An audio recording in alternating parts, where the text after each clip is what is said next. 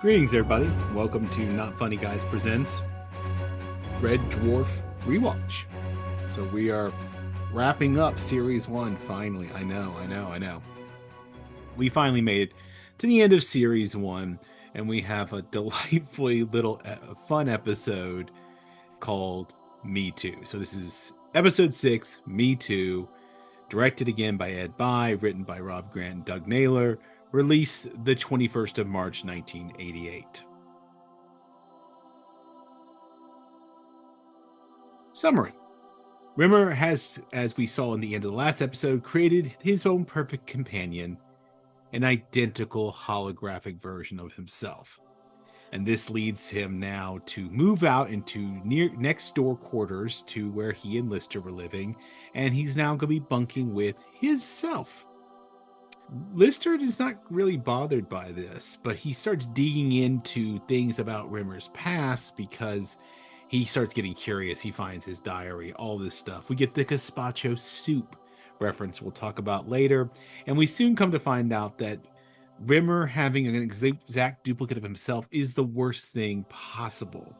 And so Lister finally gets fed up with it and decides one of them is get deleted.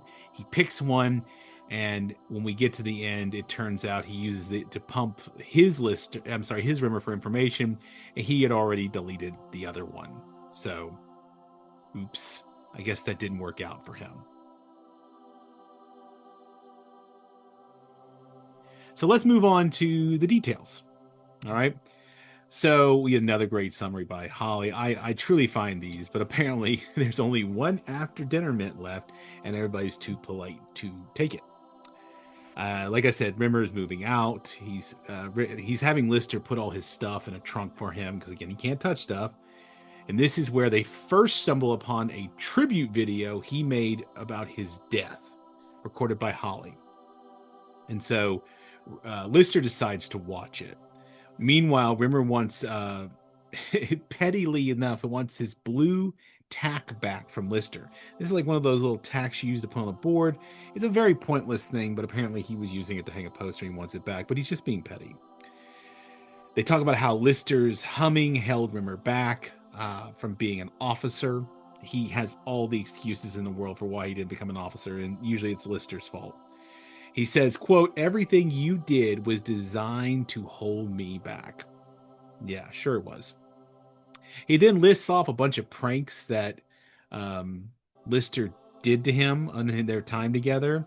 And it sounds very much like Jim and Dwight from The Office. But like, think of it this way. This is Jim and Dwight before there's Jim and Dwight. In fact, I'd love to ask, what's his name, who created the creators of The Office, the American Office. Greg Daniels, that's it. I'd love to ask him if he'd ever watched this show, or if this is just a trope. Who knows?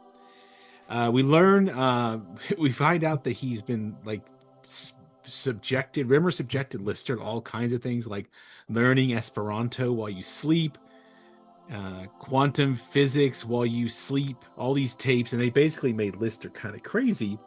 Now he doesn't have this. But keep in mind, in Rimmer's eyes, Lister's always to blame, and he's simply moving next door with himself. Rimmer, of course, has a painting of monkeys reading paper on a toilet, and this is some sort of a priceless antique. Yeah. Meanwhile, all this is going on. The cat is all out courting for lady cats that don't exist. But you see him all dressed up to the nines and everything. Lister doing all the things that annoyed Rimmer now that he's left the quarters. Lister finds and starts watching that video of his death. Apparently, Holly doesn't understand what the GSC and something like they stand for swimming certificates. It's a weird designation that Rimmer put on here, and there's a lot of Rimmer reaching poetry that Lister spins on through. They show him talking to the captain when the fry break and everyone dies, and his last words are gazpacho soup. It's like his rosebud at the end of Citizen Kane.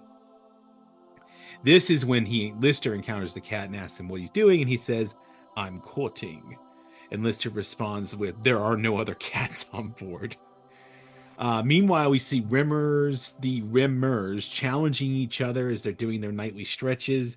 They end up arguing when to get up, driving each other, and they set the alarm for 4:30 a.m. It's 2 a.m. at this point. These people are crazy. They're going to go and start studying, and they call it better than sex. And they talk about Yvonne Magruder. Talk again with Rimmer. Lister asks about the soup reference. Lister is apparently very curious, and Rimmer is very evasive. Lister goes on to snoop in their quarters. He finds Rimmer's diary, full of pretentiousness, and it's just in its intro alone. He thinks it'll be set alongside Napoleon War journals and Caesar's commentaries. Finds this the soup entry, which is from November 25th. This is 6 weeks before the crew were all wiped out, and he calls it Gazpacho Soup Day. He wants to get to the bottom of this whole mystery. The cat sneaks out of the closet in the Rimmer's bunks, where he has obviously taken a big old poop in the cabinet. He says he won't find that for a couple weeks. Holly ends up telling this weird, terrible joke about the Norweb Federation. He's doing an April Fool's 6 months early, even wearing like little silly glasses. But the Norweb Federation apparently is electricity board. Sent 2 ships to collect a bill from Lister. They are mutated. He left a mutated uneaten sausage that has 90 covers large percentage of the earth, and because he left compound interest in a bank account, he now owns 98% of the world's wealth thanks to compound interest. It's a terrible joke, but Holly tries. He then Lister starts hearing the Rimmers fighting with each other, and the new one is basically bullying the old one. And of course, the old Rimmer comes to sleep in his old quarters again. Lister and the cat then are later seen in the theater. They're joined by one Rimmer, and they're watching Citizen Kane, or at least a terrible rework of it. It's a cartoon. Yeah, let that sink in. The other Rimmer comes in, and they then begin this passive-aggressive sitting in front of each other thing. And this is when Lister gets so fed up, he demands one of them's going to be taken off. He says, meet me in the drive room for deactivation of one of the Rimmers. And when we get there, we come to find out the old one has come in this full dress uniform with 5 years long service, 10 years long service, 15 years service medals. And we come to find out that Rimmer, the new one has been deleted already, actually. And he keeps the old one from the start. But he sends the new one out of the room. Like I said, the original, I'm sorry, I got that wrong. It's 3, 6, 9, and 12 years long service medals. I got my notes here. The new one who left is actually going to be the one who gets deleted. Lister then, but doesn't tell the old Rimmer this. He then gets him to tell him about the gazpacho soup thing. And apparently it is a soup that is served cold. And apparently he was once invited to the officers' table, and they served it, and he sent it back to be reheated. 14 years of service, and at the captain's table, he made a complete ass of himself. Such an embarrassment that apparently it has never left him. And this is when, after the story is done, Lister reveals that he wiped out the other version. An interestingly fun way to end series 1. So I'm not gonna lie, I've been, since of rewatching these, I just remember how much I enjoyed these when I was younger, and how much I think I enjoy them even more now. Like, they continue to be a source of joy, just offhand, Anglophile in me, British humor, whatever you want to call it. I love it. I hope you've enjoyed it as well. We will be picking up. So when you are seeing this episode, you will be able to ideally, hopefully, go listen to our Superman review over on Off the Reels. If that's not out yet, it will be shortly. These will be coming out roughly on the same day. So the Off the Reels Superman, if not, it will be coming out soon after you perhaps watch this one. You can also go check out our Rocketeer. We're doing a little comic book summer movies one. And then we've got Spawn, and then we'll be doing the Fantastic Four coming up. So go check up the movie podcast with Not Funny Guys, where Casey, Eric, and I break down, talk about films, talk about entertainment news. If you're interested in wrestling or horror movies in specific, Casey and Eric do a podcast themselves called Wrestling with the Horror of It All, where that's what they get into.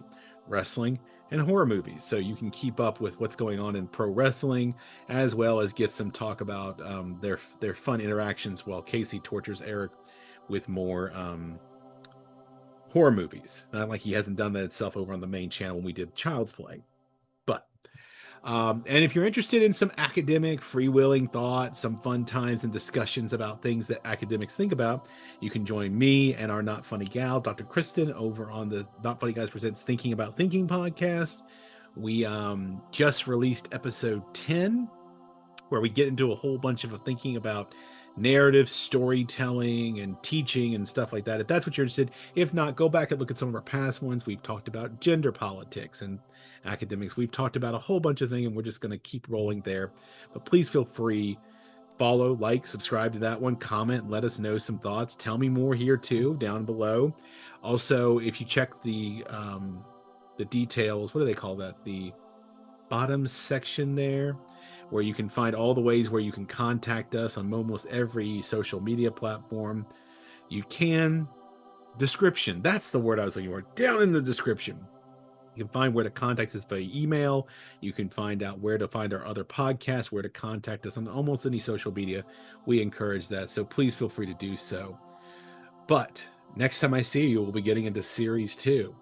So until then, keep it not funny. I'll get that right one day.